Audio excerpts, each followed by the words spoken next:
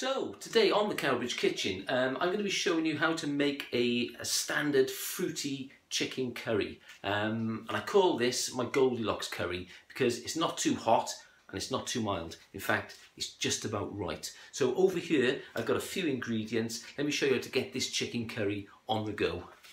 So we've got 2 onions and we're going to dice them up. We've got 1 apple. Going to dice that up as well, peel and dice it up. And we've got some lazy garlic, okay? That's this stuff. Lazy garlic, you can buy it in a tub, in a jar rather, in any sort of supermarket. So we need to get all of these diced up, mixed up into a container.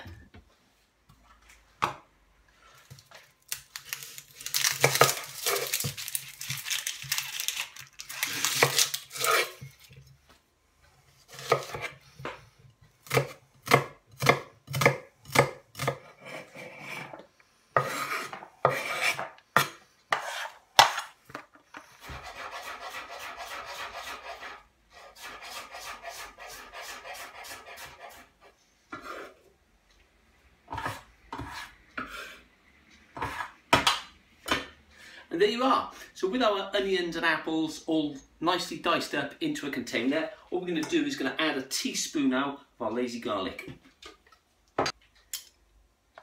Good old teaspoon of garlic. And get all that mixed in now, all combined nicely. What we're going to do with that is add a splash of olive oil on top of it.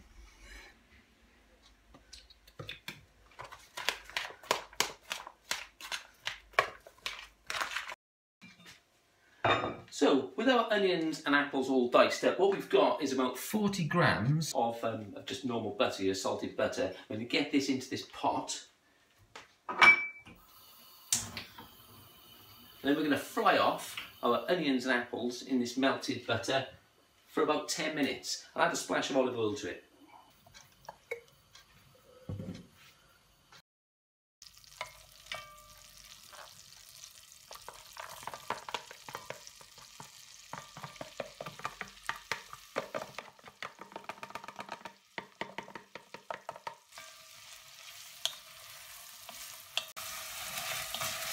There we go. So while they're frying off on a nice low heat, I've got the rest of the ingredients for this curry for you to take a look at right here.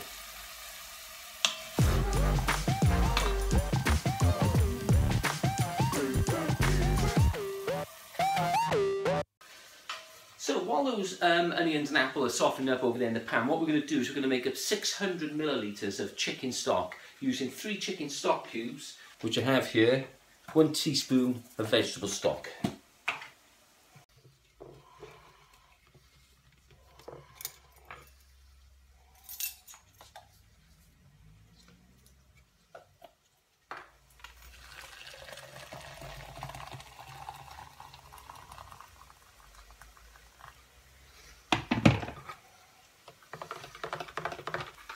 There we are. Once that's all mixed up, 600 ml, I'm going to set that aside. It's time now to add our flour, curry powder and brown sugar, not necessarily in that order, to these onions and apples. Okay, so we're going to add 4 teaspoons of hot curry powder. We're going to add 30 grams of plain flour and about 25 grams of brown sugar to this pan. First thing to go in, brown sugar.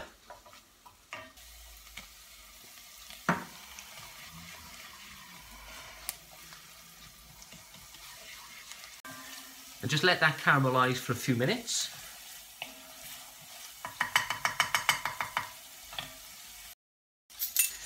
And then you want to add 4 teaspoons of your hot curry powder, slightly heaped.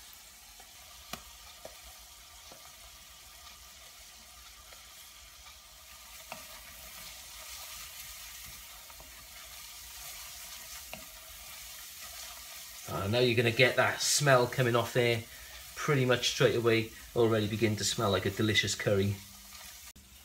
Absolutely gorgeous. So the last thing to throw in on top of that now is your 30 grams of plain flour, and this is going to form a nice roux already for our chicken stock that we made up earlier.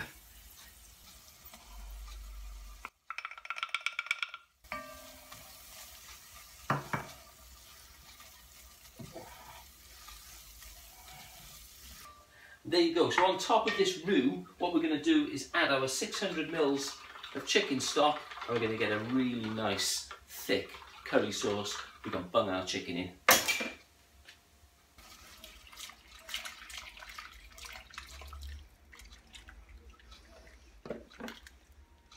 Remember, get the heat up on this now and keep stirring this. Use a whisk if you like, but keep stirring this until it thickens up nicely.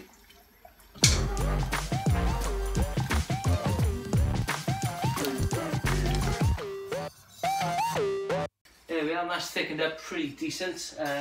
Nice consistency. So over here in the fridge, I got some chicken that I ripped up from a joint yesterday that we have for Sunday lunch. So just get rid of your leftover chicken as well. So there we are. All we're going to do now, I've probably got about, I don't know, 400 or 500 grams of leftover chicken in here. But I'm just going to throw, not too much. I don't want to over thicken it with chicken. But I'm going to probably put about 200 to 300 grams of ripped up leftover chicken into this.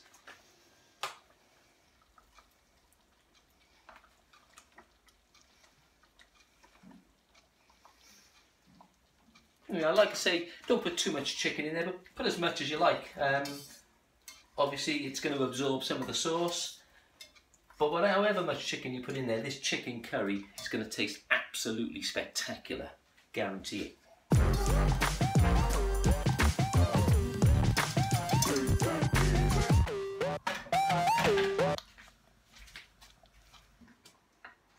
So the last thing to do, just to change the colour of the curry, is I add some tomato paste. Okay, probably about a tablespoon of tomato paste, or get it to the right colour that you want it.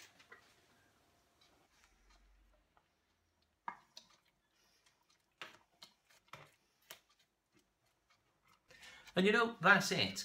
Let that cook down. You can let that simmer for half an hour or so if you like, or you can just eat that straight away. Because remember, the chicken was part cooked anyway. And that sauce is spectacular. Goldilocks. Wow.